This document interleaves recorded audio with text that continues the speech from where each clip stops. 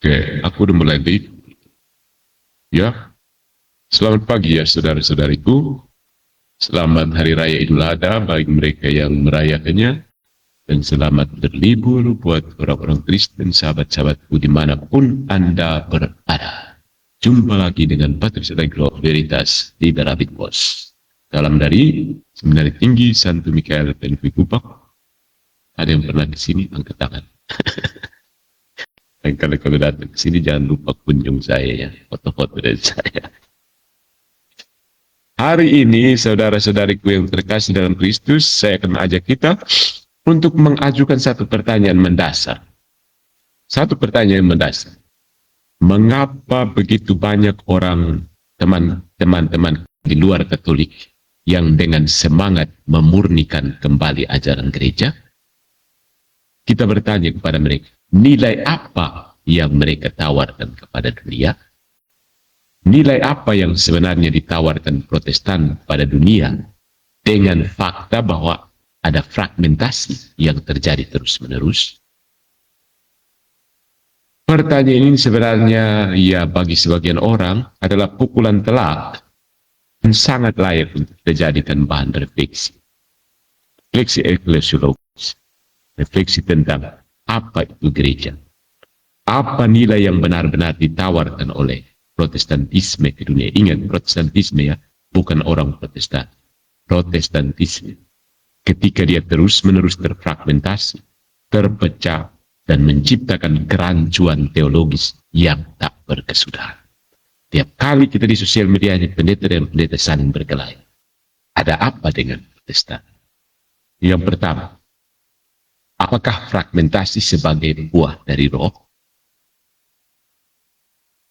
Apakah perpecahan denominasi demi denominasi, bahkan antara gereja jalan kanan dan gereja di jalan kiri, satu kota yang sama, itu merupakan manifestasi nilai Injil? Ya, itu adalah manifestasi nilai Injil. Pertanyaan bagi saudara sekalian. Paulus berseru dengan keras, adakah Kristus terbagi-bagi seperti Protestan? 1 Korintus bab 1 ayat 13. Namun, Protestantisme membuktikan sebaliknya. Dari satu Luther, muncullah Zwingli, lalu Calvin, lalu Anabaptis, lalu Puritanisme, lalu Quaker, lalu Pentakostalisme, lalu non-denom, lalu post-evangelikalisme. Ini sebuah ironi. Reformasi yang katanya menolak otoritas manusia, justru menciptakan otoritas manusiawi. Tak terhingga jumlahnya. Gitu. Jadi ini kebebasan atau kebingungan? Bertanya. Protestan sering membanggakan kebebasan rohani, yaitu setiap orang bebas menafsir Alkitab sendiri. Tapi seperti Chesterton pernah menyindir, ketika orang berhenti percaya pada otoritas, mereka bukan tidak percaya apa-apa, mereka percaya segalanya. Bahaya percaya segalanya. Hasilnya adalah kerancuan spiritual. Gereja-gereja Protestan kini mengizinkan hal-hal yang bertolak belakang dengan iman Rasul. Aborsi, pernikahan sejenis, bahkan penyangkalan kebangkitan Yesus di beberapa denominasi progresif. Apakah ini nilai Injil atau nilai relativisme moral? Yang berikutnya, simplicity, kesederhanaan, atau reduksionisme. Protestanisme itu bangga dengan kesederhanaan, menghapus ritus manusia, tradisi manusia, tapi nyatanya dia tidak menyederhanakan, dia mereduksi, menurunkan derajat, merendahkan. Misteri sakramental digantikan simbolisme semu. Iman apostolik digantikan semangat emosionalisme. Dan liturgi agung digantikan dengan konser musik. Sampai dan asap-asap lagi di belakang. Jadi evangelisasi atau sensasionalisme, gerakan Protestan kontemporer, sering menampilkan gaya penginjilan yang cenderung teatrikal. Panggung asap, LED, influencer. Tapi kemanakah kedalaman kontemplasi iman? Bukankah nilai Kristiani adalah ketekunan, kerendahan hati, dan pengorbanan diri, bukan viralitas? Sebenarnya itu adalah nilai duniawi yang dibungkus ayat. Banyak denominasi Protestan justru menawarkan nilai-nilai dunia yang dikutip ayat Alkitab.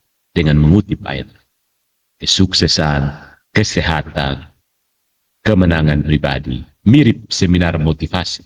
Hanya saja ditutup dengan doa. Di mana Via Crucis atau jalan salib yang menjadi pusat iman Kristiani. Ya, jadi mau kumpul-kumpul, mau mujizat penyembuhan, saya tidak mau pikul salib, kan? Sis, yang dikehendak Protestan. Protestantisme tidak membawa nilai baru, tetapi menawarkan distorsi nilai lama. Dia menjanjikan kebebasan, tetapi melahirkan relativisme. Dia menjanjikan kesederhanaan, tapi memberi reduksionisme dangkal. Dia mengklaim kembali ke Alkitab, tapi menghasilkan jutaan tafsir saling bertentangan. Sementara Gereja Katolik, meski lemah dalam banyak segi manusiawi, tetap menjadi satu tubuh, satu suara, satu otoritas, dan satu kesaksian akan misteri Kristus yang tak terpecah. Ya, jadi Protestantisme hadiah fragmentasi untuk dunia kah? Ya, saya ingin bertanya dengan polos dan jujur, apa yang sebenarnya ditawarkan Protestantisme kepada dunia? Satuan iman, kedamaian doktrin, konsistensi moral, atau fragmentasi tanpa ujung? So, Protestantisme itu menawarkan banyak hal sebenarnya, tapi bukan kesatuan, bukan sakramen, bukan keutuhan iman. Dan sayangnya, dunia sudah kenyang dengan kebingungan. Yang dibutuhkan kini adalah terang yang satu. Dan terang itu tetap bersinar di dalam Gereja Katolik yang satu, kudus, Katolik, dan apostolik selalu. Ya, teman-teman.